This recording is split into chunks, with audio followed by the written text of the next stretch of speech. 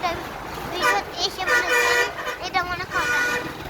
আজকে আমি সত্যি দাদার বাড়ি চলে এসেছি।